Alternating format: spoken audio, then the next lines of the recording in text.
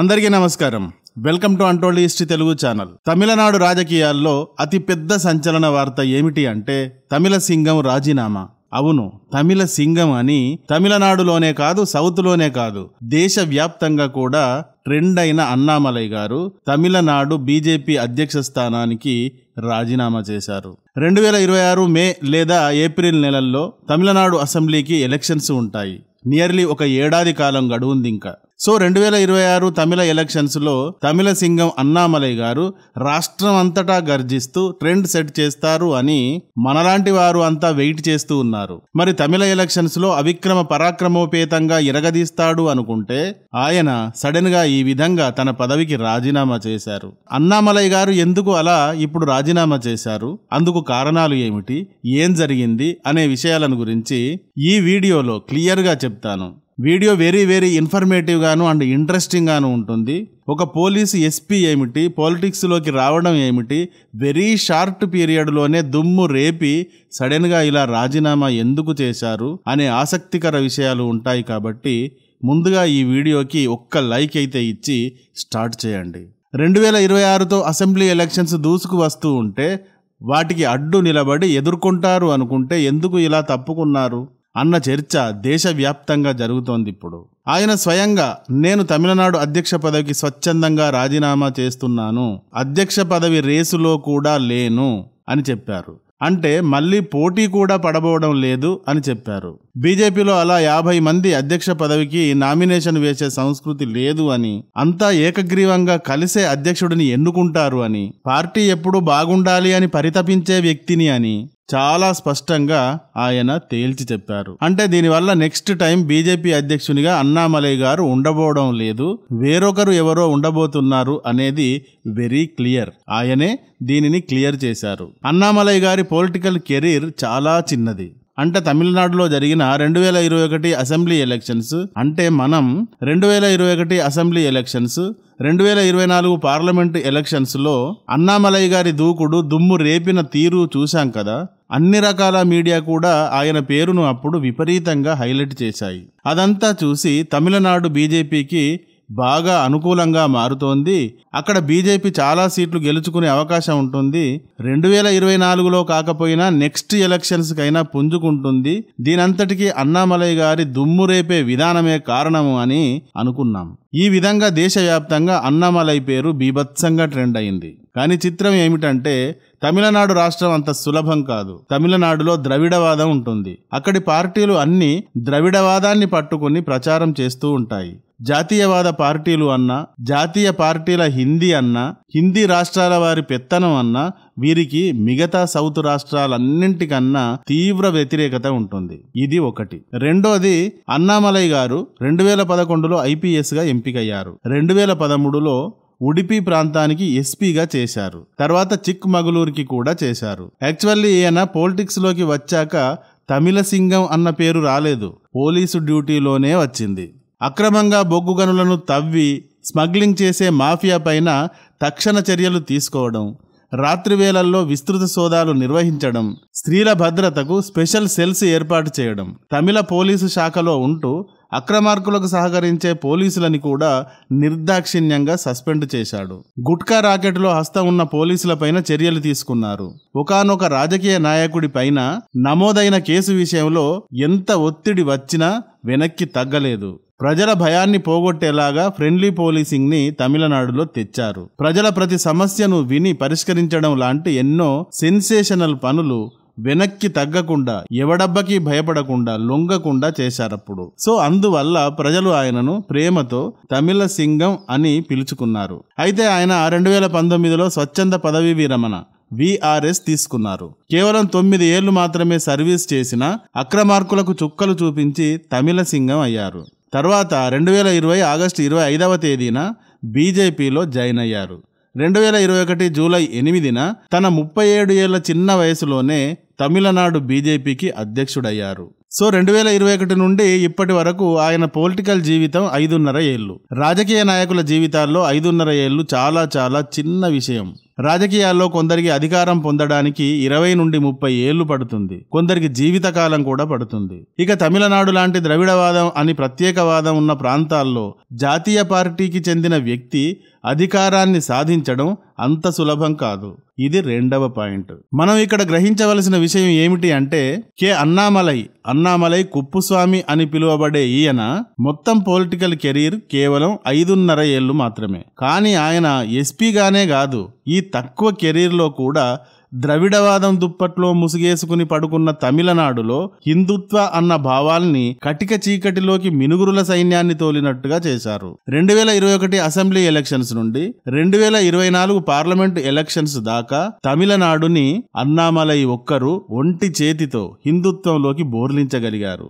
ఆ విధంగా చెలరేగిపోయి విశ్వరూప ప్రదర్శన చేశారు. కానీ దురదృష్టవశాత్తు 2021లో అరవకుచ్చి అనే ప్రాంతం నుండి పోటీ చేసి 2024లో కోయంబత్తూరు నుండి పోటీ చేసి ఎంపీగా పోటీ చేసి 2 సార్లు కూడా స్వయంగా ఓడిపోయారు.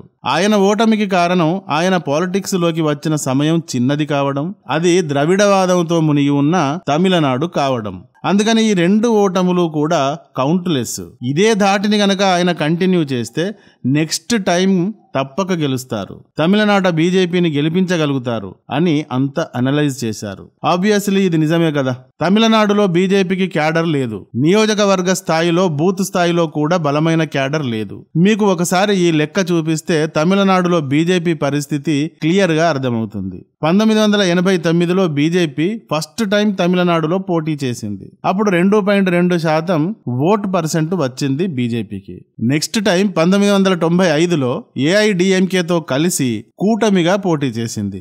ఏఐడిఎంకే అంటే అన్నాడీఎంకే జయలలిత గారి బలమైన విన్నింగ్ పార్టీ కాబట్టి అప్పుడు 38.4% ఓటు పర్సెంట్ వచ్చింది. 1996లో మళ్లీ ఒంటరిగా పోటీ చేసింది. అప్పుడు 2.8% మాత్రమే ఓటు షేర్ వచ్చింది. 2001లో మళ్లీ అన్నాడీఎంకేతో కలిసి పోటీ చేసింది, 20% ఓటు షేర్ వచ్చింది. 2016లో 2.8% వచ్చింది. 2021లో అన్నాడీఎంకే అండ్ పిఎంకేలతో పోటీ చేసింది. ఇందులో బీజేపీకి 2.6 ఓటు షేర్ వచ్చింది. కానీ మొదటిసారి 4 స్థానాలను గెలుచుకోగలిగింది. 2024లో జరిగిన లోక్సభ ఎలక్షన్స్ లో 39 స్థానాలలో పోటీ చేసింది, కానీ ఒక్కటి కూడా గెలవలేదు. అయితే ఈసారి 10.75% ఓటు షేర్ మాత్రం వచ్చింది. ఈ ఒక్కటి మాత్రం చాలా ఆశాజనకమైందిగా మారింది. 2019 లోక్సభ ఎలక్షన్స్ లో బీజేపీ ఓటు పర్సెంట్ ఎంత అంటే కేవలం 3.66% మాత్రమే. అన్నామలై గారు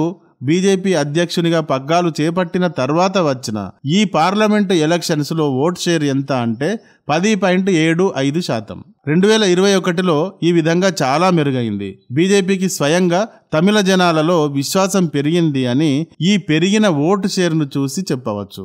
అన్ని రాష్ట్రాలలో అసెంబ్లీలలో తగ్గిన లోక్సభ ఎలక్షన్స్ లో బీజేపీకి అనూహ్యంగా అద్భుతంగా ఈ విధంగా ఓటు షేరు పెరుగుతుంది, సీట్ల షేరు కూడా పెరుగుతూ ఉంటుంది. ఇదే విధానం తమిళనాడులో జరిగేది కాదు.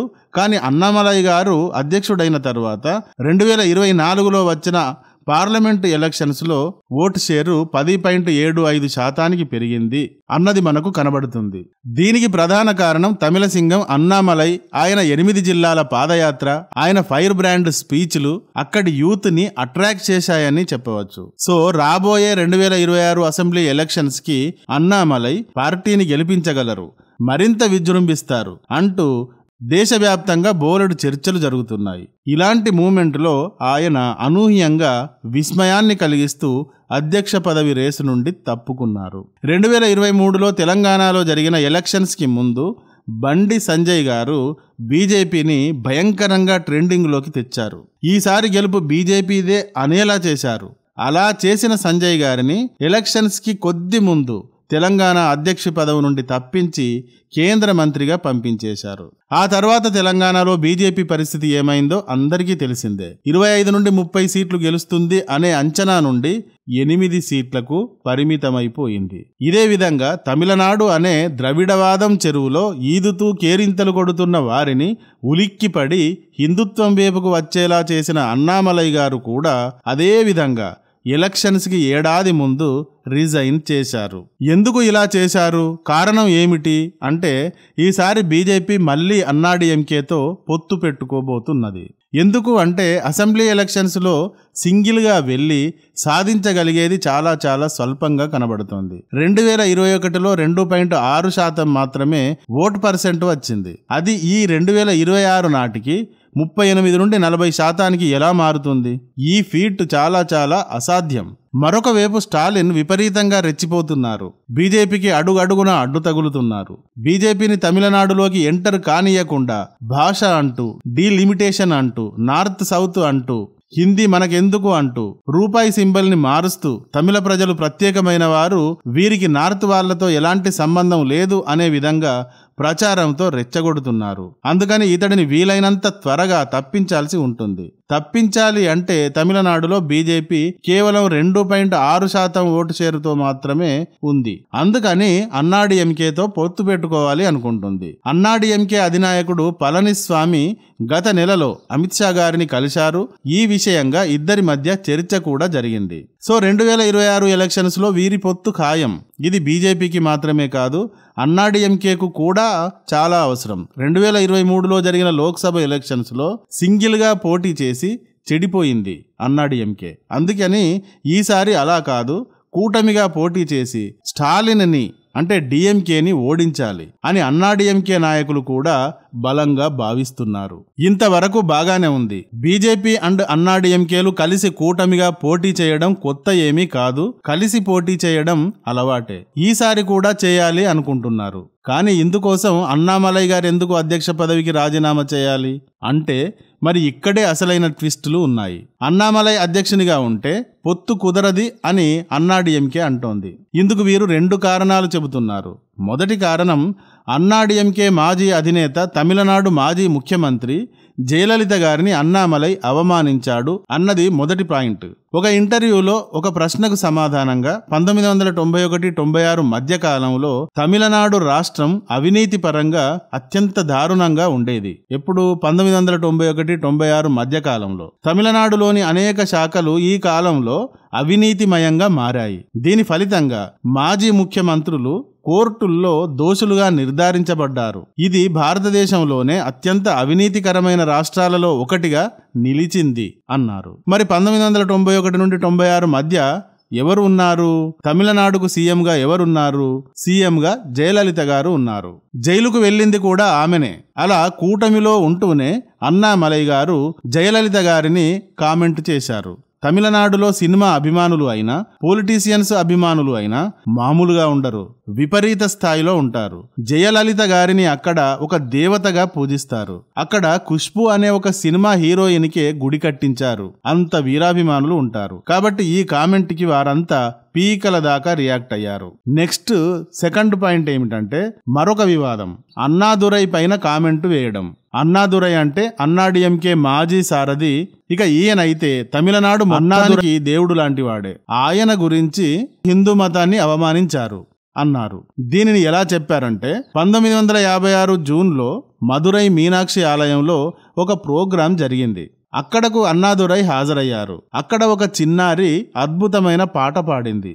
ఆ పాట సంగం కాలం నాటిది.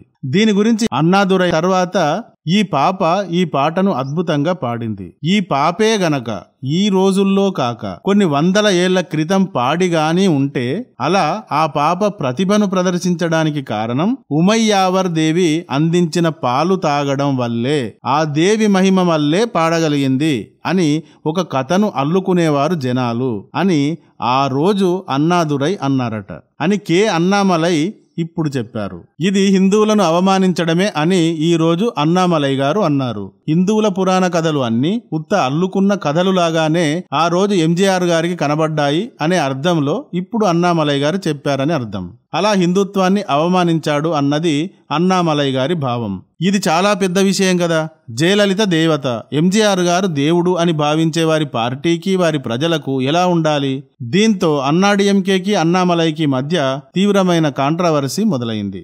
ఇప్పుడు ఆయన అధ్యక్షునిగా ఉంటే మేం కూటమికి అంగీకరించామని అన్నాడీఎంకే అధినేత పళనిస్వామి తమ పార్టీ తరఫున అంటున్నారు. మరొక వైపు తమిళనాడులో స్టాలిన్ భాష, డీలిమిటేషన్, సౌత్ అండ్ నార్త్ అన్న విభజన మాటలతో తెగ రెచ్చిపోతున్నాడు. అక్కడ తమ బీజేపీకి గెలవగల ఓటు షేరు లేదు, పొత్తు పెట్టుకోక తప్పని పరిస్థితి బీజేపీకి ఉంది. కానీ అన్నాడీఎంకే అన్నామలై ఉంటే ఈ పొత్తు కుదరదు అంటోంది. ఇది సంగతి. అందుకని అధిష్టానం ఆయనను బుజ్జగించడం వల్ల ఆయన అధ్యక్ష పదవి రేసు నుండి పార్టీ కోసం తప్పుకుని త్యాగం చేశారు అంటున్నారు. ఇక్కడ అధ్యక్ష పదవి పోయినా జాతీయ స్థాయిలో ఆయనకు అధ్యక్ష పదవిని ఇస్తారు అని మరికొందరు అంటున్నారు. అయితే తమిళనాడులో గాని సౌత్ రాష్ట్రాల్లో గాని ఓ రకంగా దేశం అంతటా కూడా అన్నామలై తమిళ సింగం, అతని స్పీచ్, అతని ఇంటర్వ్యూలు అదిరిపోతాయి. తమిళనాడులో బీజేపీని స్వింగ్ లోకి తెచ్చారు అనుకునే సాధారణ పార్టీ క్యాడర్ మాత్రం ఖచ్చితంగా నిస్పృహకు గురవుతారు ఈ చర్య వల్ల. అన్నామలై అధ్యక్ష పదవి నుండి తప్పుకోవడం వల్ల జరిగే నష్టం ఎక్కువ, లేక అన్నాడీఎంకేతో పొత్తు పెట్టుకోవడం వల్ల కలిగే లాభం ఎక్కువ అనేది 2026లో జరిగే ఎలక్షన్స్ రిజల్ట్స్ తర్వాత మాత్రమే తెలుస్తాయి. మరి ఈ విషయంగా ఇది కరెక్ట్ కాదా? ఇందుకు సంబంధించిన మీ విశ్లేషణ ఏమిటి అనేది మీ కామెంట్తో కింద తెలియజేయండి. ఈ వీడియో కానీ నచ్చితే ఒక లైక్ ఇవ్వండి. అలాగే ఇంతవరకు మా ఛానల్కి సబ్స్క్రైబ్ చేసుకున్నట్టయితే వెంటనే సబ్స్క్రైబ్ చేసుకోండి. ఇలాంటి వీడియోల నోటిఫికేషన్స్ కొరకు బెల్ ఐకాన్ని కూడా క్లిక్ చేయండి. Thank you for watching.